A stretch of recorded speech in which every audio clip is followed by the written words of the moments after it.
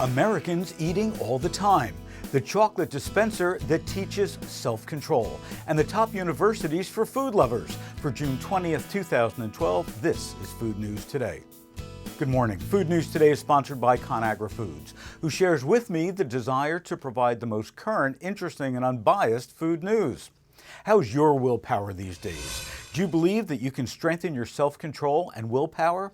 Well, according to Mark Hassenzahl, a psychologist and experienced designer and professor at the Folkwang University of Arts in Essen, Germany, it's absolutely possible. He says that willpower, like a muscle, can be strengthened and trained. How? He helped design the chocolate machine, a transformational product to improve self-control strength. The device itself is relatively simple, a tube-like dispenser that every 40 to 60 minutes releases a ball of chocolate. You can then choose to eat it or put it back into the machine. He calls this device, and a few others yet to be released, the aesthetic of friction. It places value on self-control and is trying to help you learn. He says, unlike rewarding good behavior and punishing bad behavior, it's like a friend who's commenting on your behavior and saying, "You're doing it again. Wouldn't it be better if you did it this way instead?"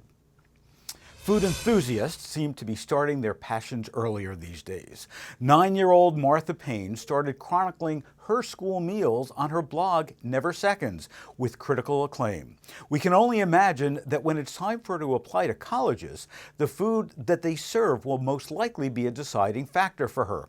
The good news is that for Martha and her older peers, many universities are now boasting about some awesome innovations in their food service.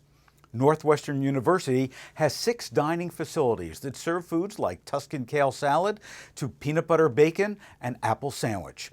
The school says that they're passionate about student engagement and hosts events like Moroccan dinner and reggae night dinners.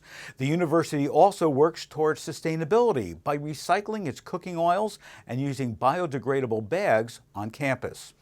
What has more than 30 food spots, including dining halls, restaurants, cafes, a weekly produce market, and food trucks?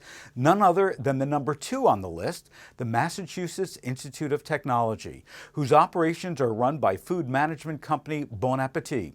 For those who prefer to cook their own, MIT has 7 cook-for-yourself communities. And the top food university? Number 1 on the list goes to Washington University in St. Louis, which hosts events that range from a moonlight breakfast to dine with a dietitian classes. And the university hosts 5 to 10 events per week.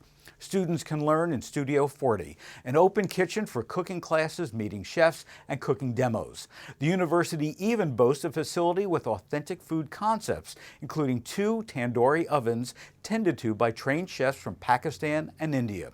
Now, to top it all off, Washington University is super sustainable.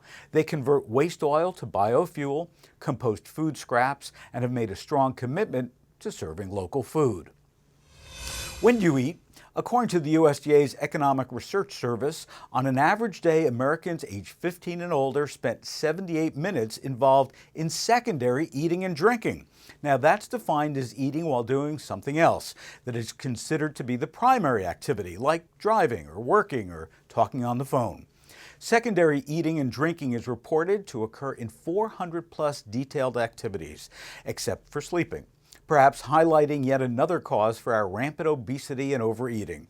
Yes, it is. And Americans are just filling their bellies without even thinking. Now, of course, the 2 most popular activities that accompany secondary eating or drinking were watching TV and working. Both activity groups measured higher than average BMIs, and it just proves once again that paying attention to your food and eating occasion really matters. Remember, log on to foodnewstoday.com anytime. Access our archives and replay our past episodes. Thanks for watching.